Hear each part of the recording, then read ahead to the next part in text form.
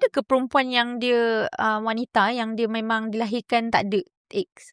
Ada juga congenital kita panggil kan, congenital, okay, tapi jarang lah kita jumpa. Jarang berlaku. Jarang lah. Kalau dia tak ada egg, selalunya dia punya head pun mungkin tak ada. Ataupun ada ke kategori wanita yang yelah egg tu okey, tapi at certain age bila dia tak take care of lifestyle, tak jaga makan, tak ni, kira serba-serbi yang you mention tu semua XXX sampai telur dia tak ada, boleh jadi ke?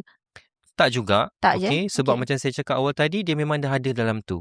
Telur tu dah reserve. Cuma dia punya baik dengan tak baik. Quality, yes. Quality. Quality ni je yang beza. Okay. So Yang kalau membezakan tu kita punya lifestyle. So kalau kita continuously tak jaga lifestyle kita, quality memang Akan tak drop bagus lah. lah.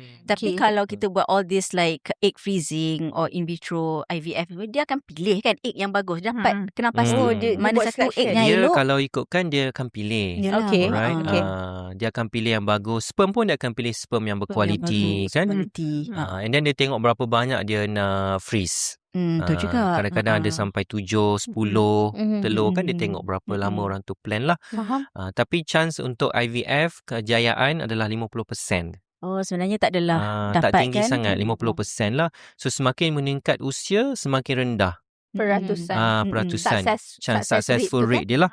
Tapi IUI serendah 20% saja. Yalah. Okay. Doktor, tapi doktor, just nak cakap pasal reproductive punya problem ni. I know that the topic today is reproductive wanita. Tapi men also have issues on that, right? We cannot fully, like let's say 100% or let's say 80% blame women when it's also a man problem. Betul tak?